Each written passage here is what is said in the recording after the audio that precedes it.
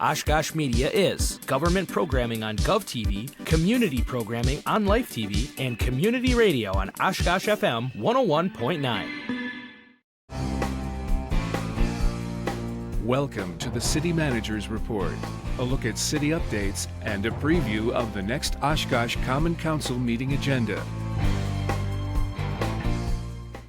And thanks for joining us for the City Manager's Report. I'm Andy Radig, along with your City Manager for the City of Oshkosh, Mark Roloff. Mark, welcome to the show.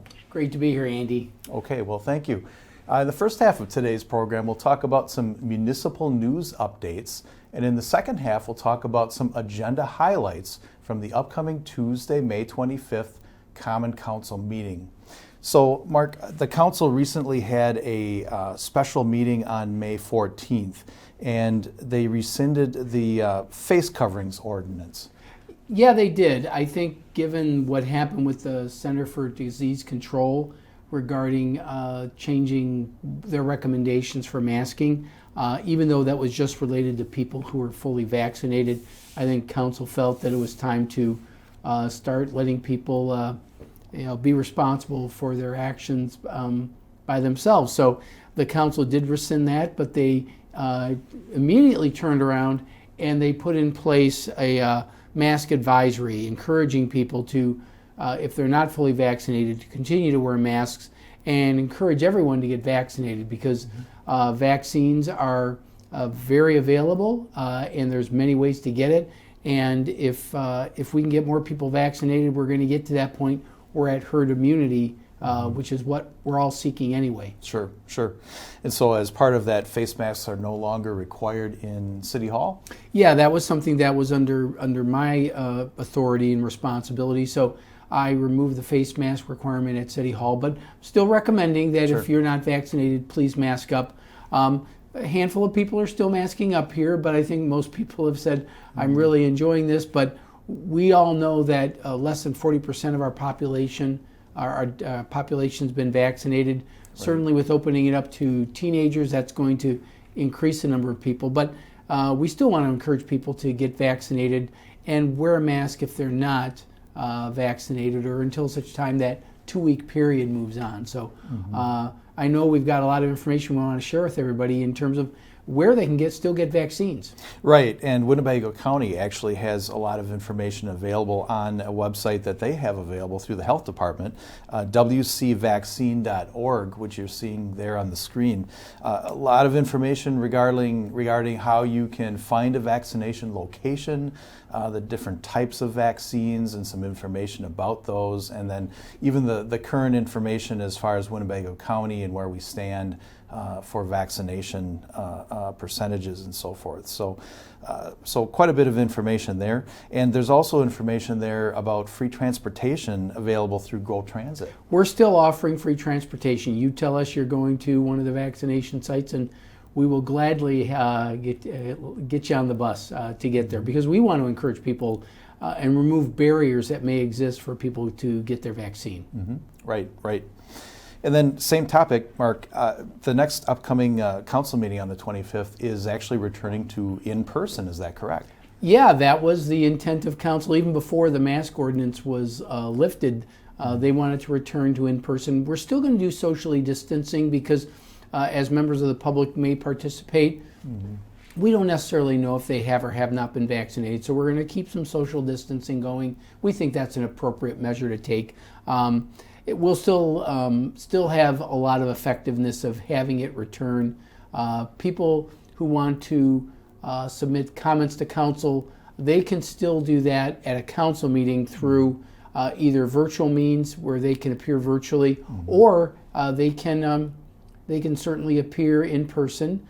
We do ask that you do get your vaccine if you're going to address us in person, but we're not going to check. We're really just using the honor system, but there are multiple ways to participate. You can submit written or email comments, and we'll make sure those are entered into the record so council's aware of your comments even if you can't attend in person. Okay, so that remote participation by the public is still an option then? Yeah, absolutely. We want to encourage that. Okay. Okay. And folks can also register to speak online on the city's website. So public input is very much open and is there for folks to register if they wish to make comments. And we always encourage folks to use the online services on the city's website for anything that they need to do with city business, any kinds of forms or different types of activities. Yeah, the screen that you see there just shows we got to scroll down. There's so many different services that are available. So absolutely take advantage of it.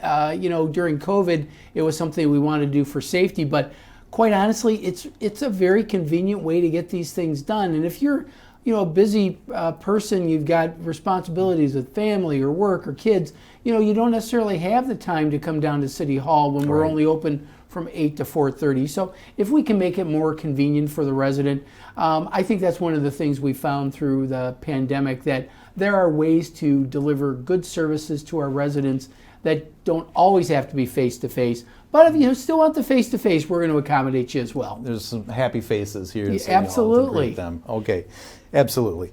So also, Go Transit, new topic, has unveiled some new technology to assist passengers that are in wheelchairs. Yeah, we just had a demonstration of this on Friday, May 14th, but this is called quantum technology that allows riders with wheelchairs or scooters to board and secure themselves without the assistance of a driver. And as you see from the demo here, one of our passengers can roll up in their wheelchair, and it's pretty easy to be able to get in there and get taken care of and get secure so you can get on the bus and get moving along. But you see the little arm comes down, locks things in place.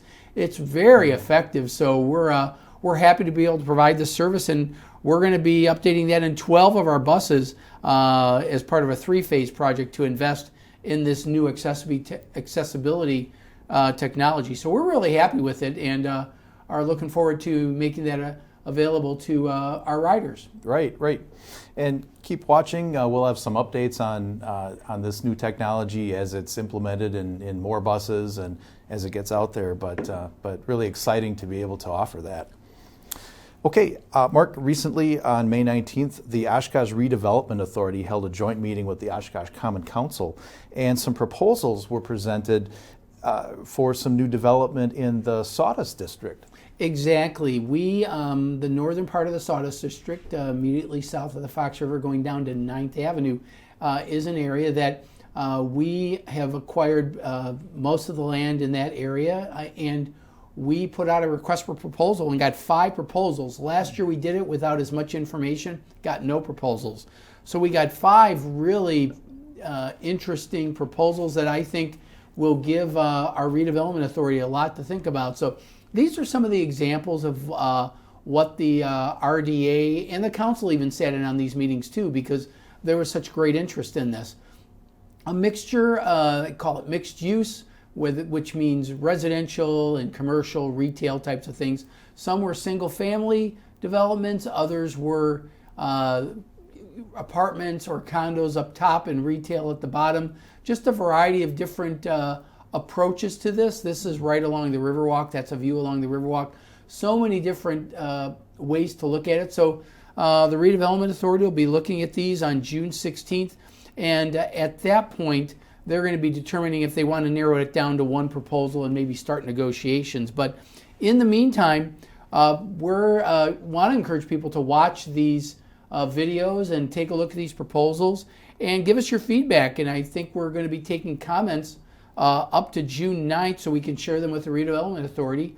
You can just click from the website under Hot Topics and you'll get it there. So just give us your comments and we will share them with the Redevelopment Authority. That's right.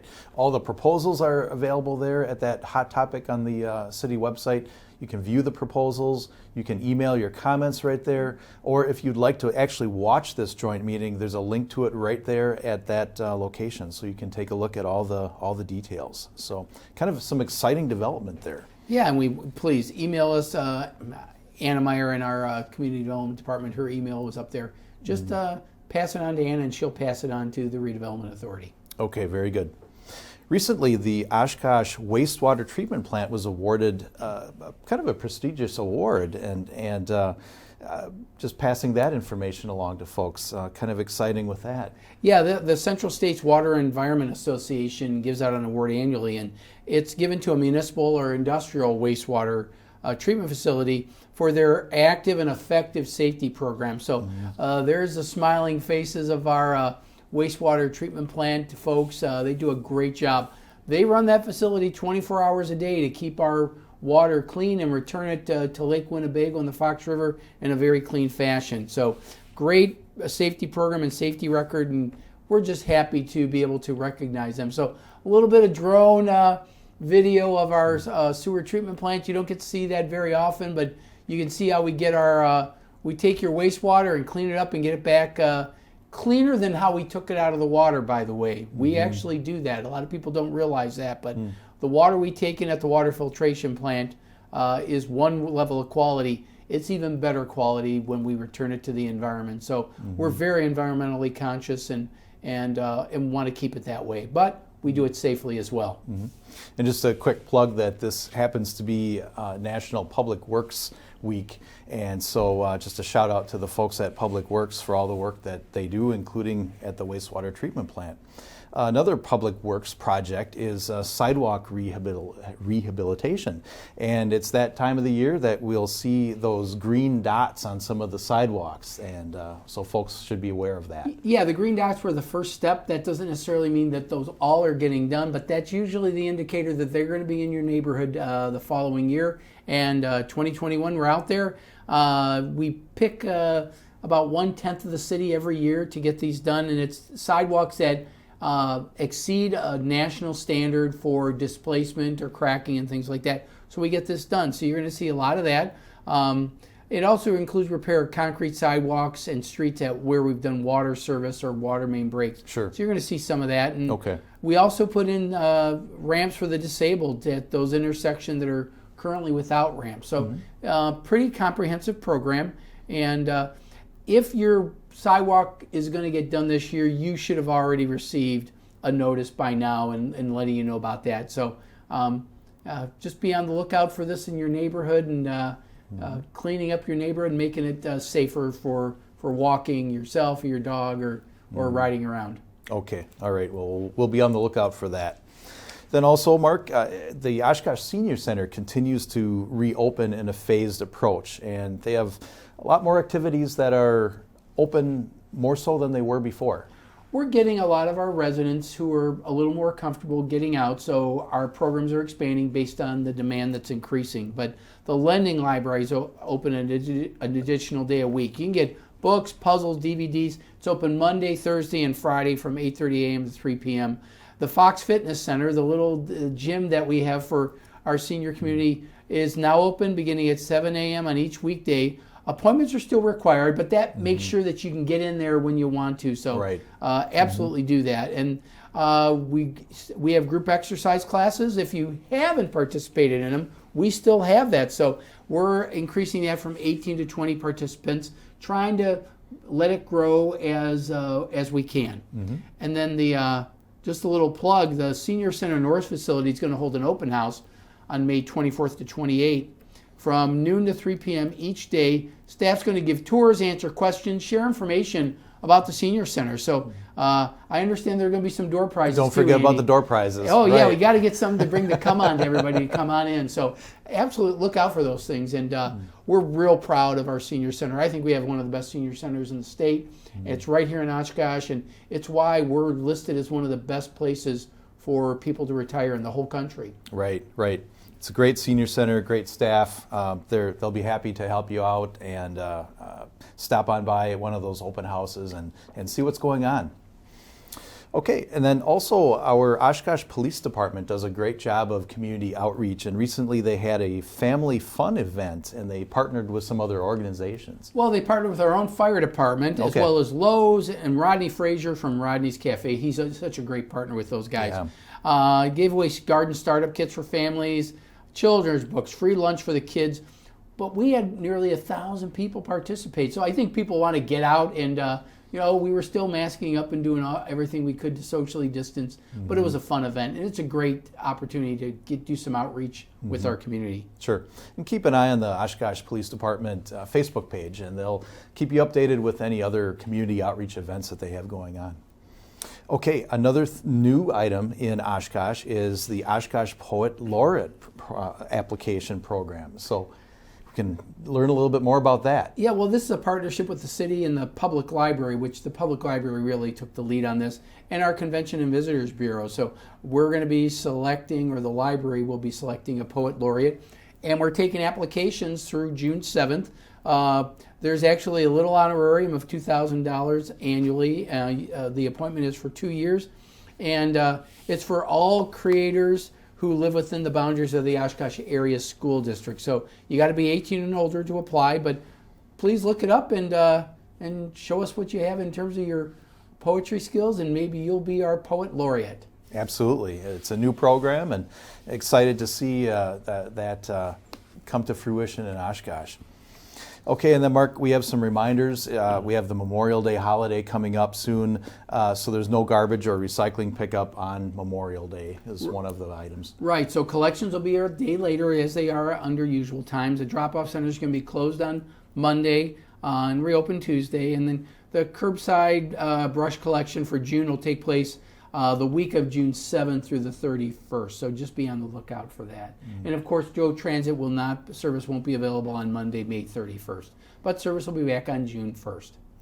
Okay, and then just a quick note too that Oshkosh Media will be covering the Memorial Day procession. I'm pleased to be able to co-host coverage of that event along with Mike Hurt of the Disabled American Veterans. So tune in Oshkosh Media for the Memorial Day procession that'll be posted later on YouTube and on TV, of course. So, Mark, I think one other item real quick is that we have some surveys posted on Polco, and so there are plenty of opportunities for residents to offer feedback to the city. Sure. Well, our annual Oshkosh Citizen Survey, which we want to try to get as many people as possible to participate in that. Council uses that to make decisions regarding funding and things like that. But we have a few more surveys out there as well that I know you've been getting out there on Polco. Right. Quite a few citizen survey, the Oshkosh Housing and Needs Assessment, and some other ones. So keep an eye on that, and you'll be seeing some new ones posted very soon. So, okay, well, I think we've got to get to our break at this point, Mark, and so we'll wrap up the first half, and we'll be back with some agenda highlights from the upcoming Tuesday, May 25th Common Council meeting. You're watching the City Manager's Report.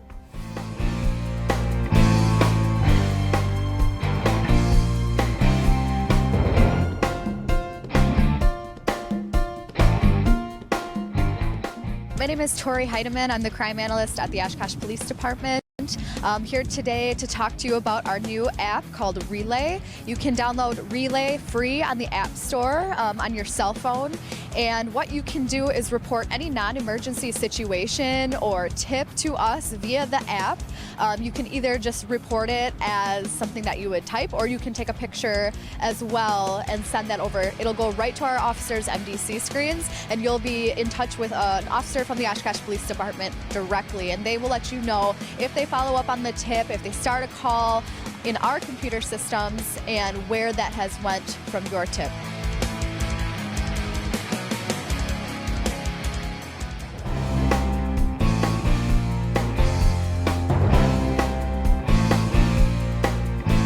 And welcome back to the City Manager's Report. I'm Andy Radig along with City Manager Mark Roloff.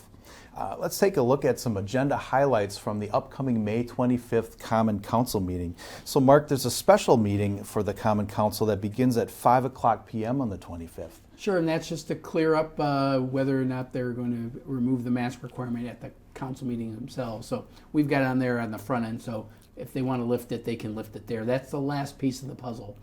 With mask requirements. Okay, all right, very good. And then right after that, about 5:15, the council will have a workshop session about the Clearwell project. Some background on that, please. Sure, because this is hidden inside the water filtration plant that most people never see. But right. The Clearwell project, it's the last storage it's the last place water is in the treatment plant before it goes out into the distribution system. It's about a 2 million gallon storage facility. And you can see in the northwest corner of the filtration plant where it currently is, and we're looking to move it to the southeast corner. The reason for doing so, this clear well has existed for 100 years, but it is under the water level of Lake Winnebago, and that doesn't meet current standards for water safety, so we need to take it above ground. So that's why we're doing this. And the Plan Commission just took a look at some of the initial looks of where this might go and gave some input to staff that they're going to take back. But we want to explain this to council and explain it to everybody. Just so you know, this Clearwell project is not cheap, but it's required by the Department of Natural Resources, but it's going to cost upwards of $25 million. So we know we got to do it right, because this is something that will last us probably another 100 years. So it's a long-term investment that we want to make sure we get done correctly. Okay, so we'll start off the meeting with that in a workshop. And then once we get into the consent agenda, there's an item relating to allowing roof-mounted solar energy systems. And Mark, do other communities typically handle approvals of this the same way as we are here?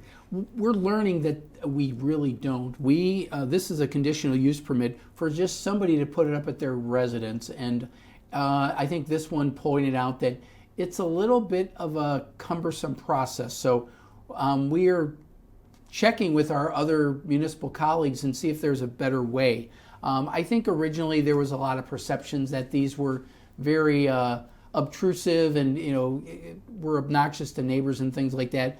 And I think the technology's improved, so we need to take a look at our process to see if there's a better way for us to encourage this. Our sustainability board would like to see us do more of these, but right now it's a little too cumbersome, and I think we need to take a look at it. So I've asked staff to look at it, and we'll be coming back with some recommendations, I think, to help improve that process.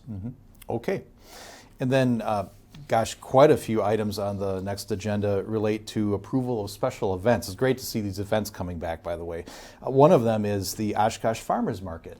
Well, that's one that everybody just loves, and this is special event season. So just as a disclaimer, these pictures are from the 2018 Farmers Market. So no masks there, and obviously we want people to be safe and everything, but I know Farmers Market is something that people really miss. So I'm looking forward to this, and that's just one example of the beginning of our summer special event season. Right. And then we also have some concert events out at the southwest side of the city at the Ford Festival Park Live. Yeah, a lot of people don't realize Ford Festival Park technically is not in the city, but the roads leading up to Ford Festival Park are.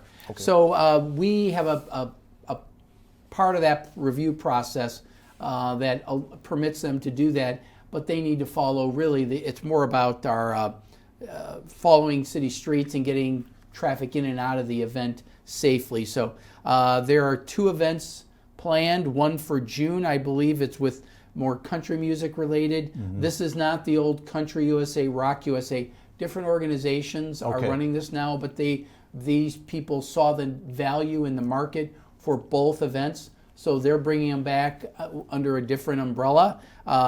So July 18th, 19th, and 20th for the country concert series, and July 26th and 27th for it looks like more the rock type of event. So I guess I would take a look at those events through the private entity that's doing that. But that's our role in it. But we certainly love the fact we're getting more events back. Oh, absolutely. And then there's another event for the Oshkosh Food Co-op. They're having a birthday bash. They are, they're doing a birthday bash. This is all the lead up to them opening late this summer, early fall. We're really crossing our fingers. So they're going to have an event over at the Aurora Health Center parking lot, because they can't have it at the co-op just yet because it's still under construction. But you'll be in the shadow of the food co-op, and I'm a proud member, and I think it's a great thing for our community, and looking forward to the other events that they're doing to promote the food co-op as it moves towards its grand opening. And that event is coming up on June 12th, so we'll be doing some more updates and following that as it progresses. Okay, and then later on the agenda, under some new ordinances, there's an item adding the William Waters Plaza as a park. And I guess I was a little bit confused as to how this was classified before, if we're classifying it as a park now. Well, it actually was some old right-of-way from State Street, right across from the public library. So it was just right-of-way that we started to develop into something that really looks like a park. So it was like, it's time to do it. And thank you to the River East Neighborhood Association, all the work they did to work with our Parks Department and our Oshkosh Great Neighborhoods to get what is just a beautiful facility across from our library. I think you're going to see little mini concerts there, little events. There's chess and checker tables there. Just a nice little area where the public can just relax in a more urban setting. But it's just beautiful there, and we're happy to be able to provide it to the residents of our River East area, as well as all of downtown Oshkosh. Sure. And that's a beautiful location right there. And then later in the agenda, under the new resolutions, there's an item, and it looks like it was referenced earlier in the agenda as well, but a new auto service facility over on West 9th Avenue. Yeah, this is a place that used to have an auto facility there, but it's been gone for a little bit of while. So this is immediately east of the Quick Trip store. It's a proposed Jiffy Lube, and I think there are some legitimate concerns in the neighborhood. They're concerned about more businesses encroaching into the residential area there. So I think the Plan Commission was very aware of that and is doing their best to make sure that gets addressed with proper barriers and landscaping areas there. So it's a process that's been going through for a couple months now and giving the opportunity for the residents to chime in. And I think the Plan Commission did a nice job in recommending some things there for the council to consider with for the specific implementation plan there. Okay, all right. Mark, another item. We've been hearing about some of the crimes that have been happening against Asian Americans, and the city now has a Diversity, Equity, and Inclusion Committee, and there's an item on the agenda that it looks like maybe this might address that topic. Yeah, our Diversity, Equity, Inclusion Committee, DEI for short, has been working on a variety of issues that they want to address, but this has been a more recent issue, and it's gotten a lot of awareness nationwide because of some of the crimes that have been committed upon our Asian American citizens. And so the committee just felt that it was, rather than get into a big discussion about this and be divisive about it, to just say, hey, we want to stand in solidarity with the Asian Pacific Islander Desi American community. And so this is just a statement to say we support them and we want the community to be aware that we do, while it may be a small part of our community, there is a part of our community that whose friends, relatives, ancestors, they've had crimes committed upon them, and we want to stand in solidarity with them. Right. So and stay tuned for the Diversity, Equity, Inclusion Committee meetings, which are also covered on Oshkosh Media. Okay, and one quick thing, Mark, it looks like there's a schedule for some non-renewal hearings and for some local establishments, and what's this for? These are bars, restaurants with bars that have been closed for more than a year now, and it's about returning those licenses to the pool of applicants for other people who may want to apply. These people can certainly reapply, but they're not being used, so they're not creating any economic activity. They don't own these; they're licenses from the city, so it's really just having a process to make them available for anyone who may be able to use them. So it's non-renewing ones; it's just ones that have been inactive for over a year. So all the other ones we're processing for the following year. Okay, all right, very good. Well, I think that's about all the time that we have today for the show. So, Mark, thanks for being here and for giving us all this information. Always a pleasure, Andy. All right. So again, that Common Council meeting is this Tuesday, May 25th at 6 p.m. And again, that is in person at City Hall with the option for remote participation by the public. You can watch it live on GovTV, which is Spectrum Channel 10, UVerse Channel 99, and streaming on YouTube and OshkoshMedia.org. Or you can listen to it live on the radio on Oshkosh FM 101.9, which is also online, and on the TuneIn Radio app for phones and tablets. So again, thanks for joining us today, and join us again for another City Manager's Report. Stay safe and stay well.